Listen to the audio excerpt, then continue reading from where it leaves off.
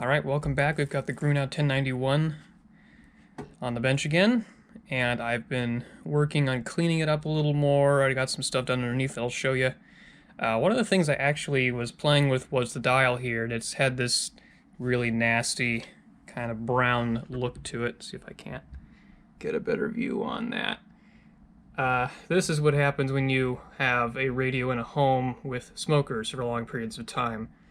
Just about every radio I've worked on from the 30s has this wonderful greenish-brown layer of tobacco residue all over it, and it gets on everything. If you've ever been in a heavy smoker's home, you probably know what that's like. And this chassis was completely greenish-brown, and there's still spots of it that I haven't cleaned off, and it's just gross.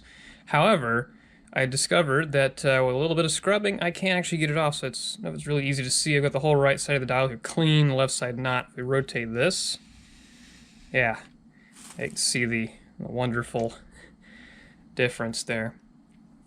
But it's coming out good. Unfortunately, in one spot, I want to say right about here in the police band, I actually tried a...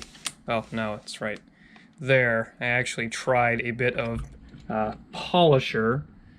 I don't recommend doing that on plastics, especially not stuff like this. It will abrade that right off. That was a bit of a mistake on my part.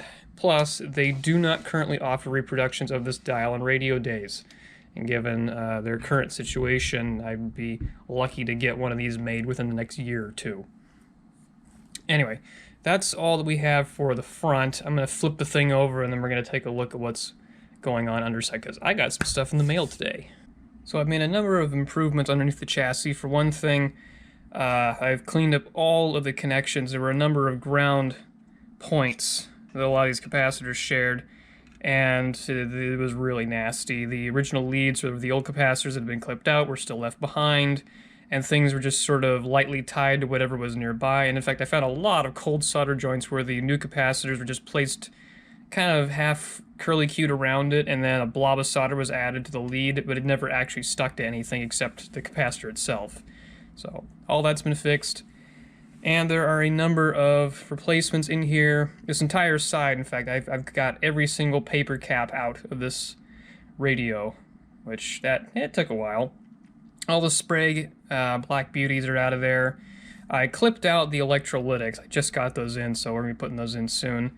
And I left the wiring intact so I'd know where the heck everything goes. Like, I know this goes to one of the 30s, I know the 25 is supposed to go over here, and then we've got the leads run back to the other side for the 12 micro. So I got this stupid light bulb wire in the way there. Left this 5-watt resistor in place, because this is where it goes, but I'm going to clean the wiring up for that later. I also got rid of, there were a number of ceramic disc capacitors in here attached to like the volume control and everywhere in the audio path, actually. I decided to get rid of them because from research that I did on the capacitor types, I double-checked to see whether or not it was worth swapping them out. Apparently ceramic disc capacitors are a bit non-linear in their capacitance. Their capacitance actually changes a bit depending on the voltage applied across them, which is not great when you're dealing with an audio signal whose voltage is always changing. You want something like a film cap where the capacitance is going to stay put. It's not going to change, so I decided it was better, I'll hang on to the discs for, all sorts of other projects. I did also swap out a number of new capacitors with replacements because some of them were actually completely wrong in their values. Some were off by a little bit, some just had bad leads. But there's one, this guy over here actually, that's supposed to be a 0.1. I think it's a cathode bypass cap. This one was actually a 1 microfarad instead of a 0.1. And the resistor it was connected to, which is actually part of the B+ circuit. Is this a cathode bypass? No, this is off of one of the IF transformers, my bad. This resistor was smoked. I mean, the entire outside had turned kind of charred color, and it was supposed to be, it was a 2.2K, and it was down to like 300 ohms. It was bad. So replaced that. There were only like one other resistor that I really needed to swap out, and I think it was, yeah, that guy right there. That one had drifted out a ways. The rest of the ones in here, just did not want to get into this, all the way the leads are hooked up. These all tested good. All the other resistors I checked for the cathode circuits and everything tested good. The two output tubes use this one 200 ohm 5-watt right here. It's good they replaced that, so that's all well and good. The only cap that I was a little worried about was this one. This is a 0.02. This actually connects across the cathode and plate of the 6 and 7 phase inverter tube. And the specs call out a 700 volt cap. Well, I don't have any 700 volt film caps. These are all rated at 630. However, after double checking the schematic, I found another with the exact same value. It was in a different part of the circuit. That was in a, just a signal application. It was also rated at 700. So what I'm guessing is that it wasn't really intended to be a 700 volt cap. It's just that at the time, the only caps they could get were 700 volt rated in that capacitance value. So, you buy what's cheap, I guess. Buy in bulk. But yeah, I have all the caps that I need to replace this. I've got the electrolytics in, I've got my safety caps in.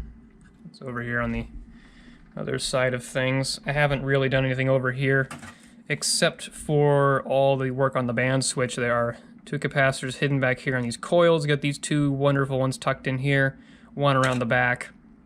And I double checked, but the rest of these rectangular guys are actually micas. They're not mica mold papers. Those can sometimes pop up. I am a little bit torn, however. I'm going to pull the tuning capacitor assembly and clean it, but the wiring going from the band switch assembly to that and the rubber grommets underneath, I'd love to replace the rubber grommets, and the wiring to the tuning capacitor is rubber, and it's gotten dried out, and I'd love to replace that too. But that means I gotta yank this entire assembly out of here, and it's got several of these heavy copper braid grounding cables and a whole bunch of other stuff hooked up to it that I'm tempted to leave it in. The wiring is okay, and I don't have easy access to any of the terminals. In fact, I can't even see where the last 2 stages go to. It looks like they go to the same terminal, but they should go to different ones. It's just a mess. I'll figure that out later. But I do want to get the new caps in now and do a power-up test, make sure B+ is good, make sure I don't have any other failures before I go ahead and yank the tuning capacitor out and clean it up and put it back in. So that's what I'll be doing today. Alright, now for the fun part. So I've got it's kind of a hodgepodge how I've got everything wired up at the moment. The electrolytics are in, kind of hard to see, I've got them over here. All the wiring's nice and clean. The B+ connection up through this resistor here has been heat shrunk on both ends, nice and protected. Over on the right here, I've got our 2 new safety caps installed, insulated and all that good stuff. I have disconnected the power cord and jumpered it in with these alligator clips because it's not in good shape. I'm going to replace it, and plus I didn't want to bother soldering it back in and having to undo all that crap. So for now, it's just temporarily hooked up to the switch terminals. I already did a quick check to make sure I had filament voltage, and now I've got the rectifier tube back in place, and yeah, let's see if we get any B+. My fluke over here is currently set to the first capacitor in the bunch, so let's see if we get anything.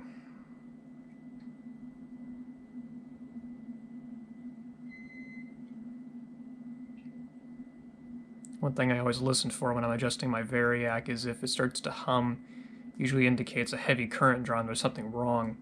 Not getting anything right now, which is good. Make sure we are actually on. Yes, we are. Turn the volume up a little bit. Hearing some clinking, so that means our filaments are coming up.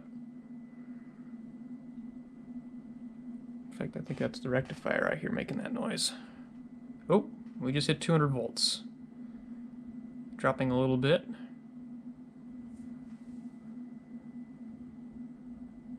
Not seeing anything going up in flames, so that's good. Bring it up a little more. Okay, B+ is climbing. We're at about 70 volts.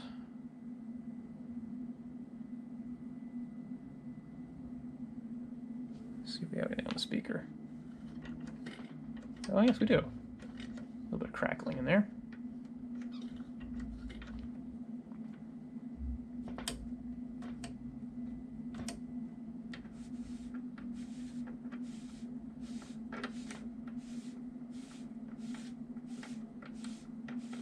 I have no idea if this thing is even aligned to any degree anymore. Probably not. So that's probably our tone control and all that business. We're going to leave that alone.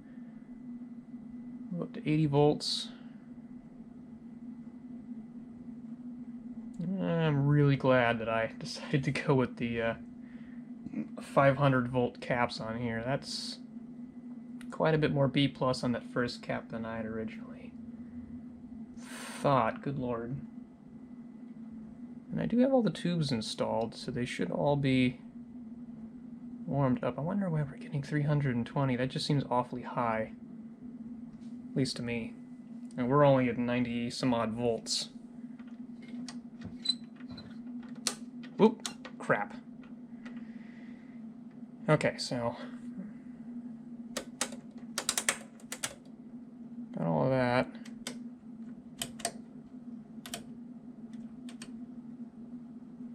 See, I don't remember.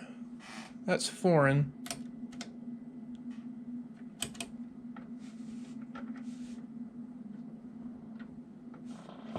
Yeah, see, we are getting something over there.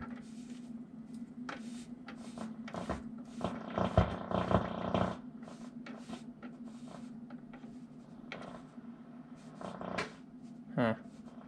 Actually sounded like a station or something there for a sec.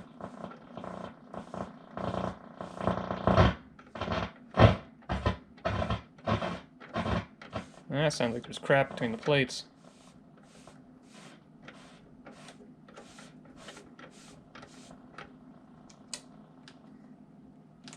Yeah, see.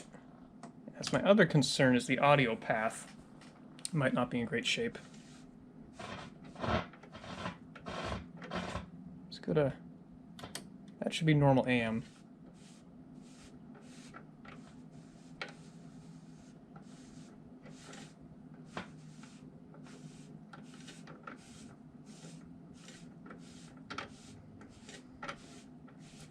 Boy, I tell you, this is inspiring a lot of confidence right now.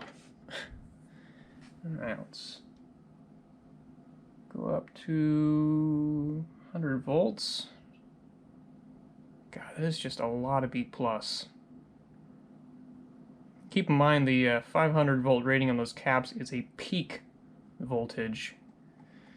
And I'm honestly wondering, on a dead cold startup, how much surge we're going to get out of this. I might have to put like a CL90 or something on the filament circuit to keep the rectifier from blowing out the cap.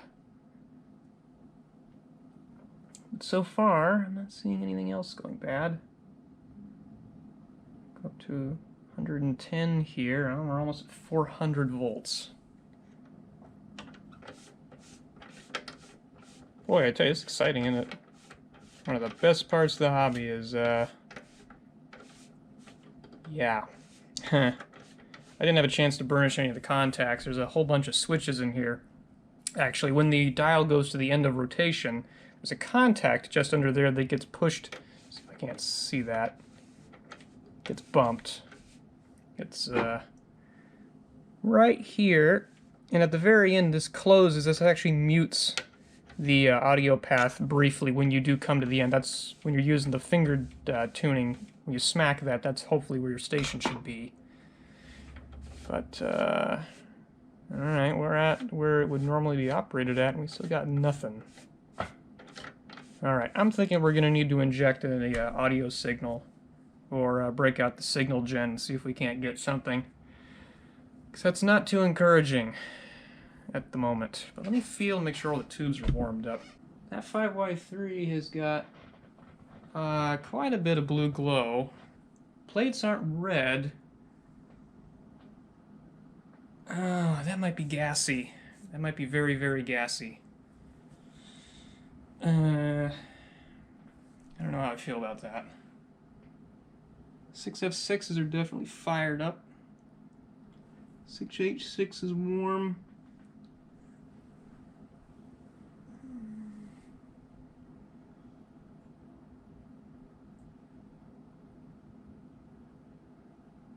Yeah, and the front end's all good, but that... Oh, you know what? I often wondered if that was maybe a little bit of mercury vapor on the inside of there. This isn't a mercury vapor rectifier. The 5Z3. I need to double check that. It might actually be a mercury vapor rectifier. I don't have a lot of sets that have that. Because normally a blue glow would indicate excessive plate current, but if it's not turning red, then we don't have excessive plate current, but blue or purple glow. Here, let me just show you what I mean. See if we can't get that. Let me turn off the light source here. Yeah, you see that wonderful halo developing on there? That's what I'm a bit concerned about. Okay, so a quick Google search revealed that no, the 5Z3 is not a mercury vapor rectifier. It's a normal one. However, the tube that I have in that socket has no label. And to be honest with you, looking at it, and let me just show y'all just in case. So I have a few. I think I actually have an 83, but to me, this looks like a mercury vapor rectifier. It has all the wonderful flex on the inside, although the getter is kind of fried. Honestly, I'm convinced, partially, that someone has removed the 5Z3 and has instead subbed an 83 in its place. The 83 is a similar dual diode rectifier tube with a UX-style 4-pin base, but it is a mercury vapor type. And apparently the 5Z3 also has a much higher voltage drop compared to the 83 or something along those lines, which is why my B plus might be a little high. I'm not going to crank the input voltage as much. I think once we get about to 300 volts, I'm going to leave it, because frankly that should be enough B plus. Most tubes run at like 250 or less on the plates, so I'm not going to get too crazy with it. Alright, so I have my audio source sitting nearby here, and alright, power switch is on. We're going to go ahead and flip this, and we are going to gently bring this up. Alright, we already got the blue glow active in there. So at about, I'm going to put this there. That should probably be enough B plus to get something. Let's go ahead and fire up our audio source and see if we get anything out. Turn this down a little ways. The only thing better hey. than horsepower is more horsepower. Nothing like advertisements, right?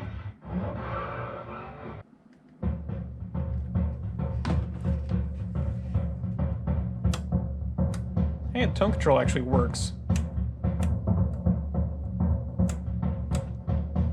It's the only radio I have noticeable control over.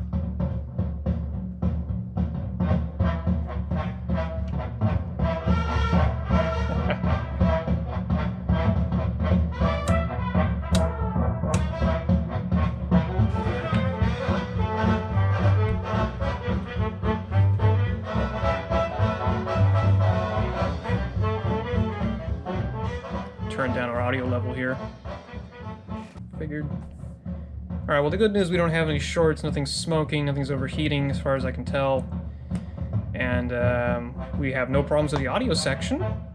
Let me check, oh, this probably won't work. If we switch the dial over and hit the mute switch. Yeah, because we're bypassing everything else, we're not going to have any effect on it. Yeah. Now if we were to inject the audio signal a little further up, then perhaps... Let's try that, actually. We're gonna pause Benny Goodman here. Let's see what happens if we just try injecting the unmodulated audio signal into, say, the grid of one of the 6K7s. This may or may not work. I think I did this on my Atwater Kent, and it did work. So this is the last 6K7 in the IF string. This is the second IF amp. And let's see if we get anything. Okay. And that would be a no. So...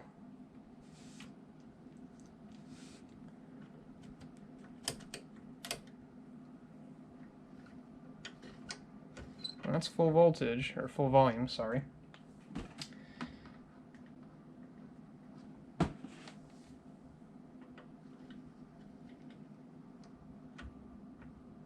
Wait a minute.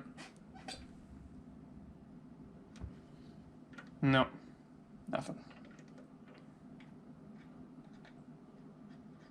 Okay, so one trick when you're trying to find out if anything's working in that section is to just scrape your finger over the grid caps and see.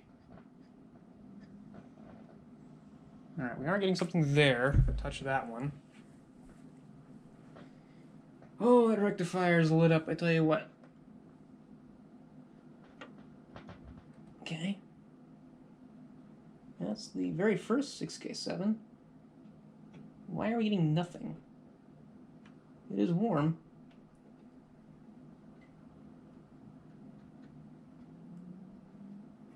Huh. Well, I got no activity out of the very first stages. That may or may not be a problem. The best way to deal with that then is to pass a signal through it with the signal generator stage by stage and see if one of them comes up dead. It's possible there's a resistor that's toast, or even worse, one of the IF transformers might be bad. That would really suck. I'm hoping it's just something like, oh, maybe the local oscillator's not running. You know, let's just hope it's that. Alright. Well, that's all for now. Next step, I guess, is going to be taking out the signal gen, passing it through, and I'm going to flip the chassis up on its normal side so it's a little easier to work with. But so far, so good. Nothing exploded, so that's a plus in my book. Got all the major recapping efforts done, and now it's just a matter of some fine-tuning and finishing up the cleaning process on the chassis. And then when the weather gets good, we can tear the cabinet down. But that's all for this video. Thanks for watching.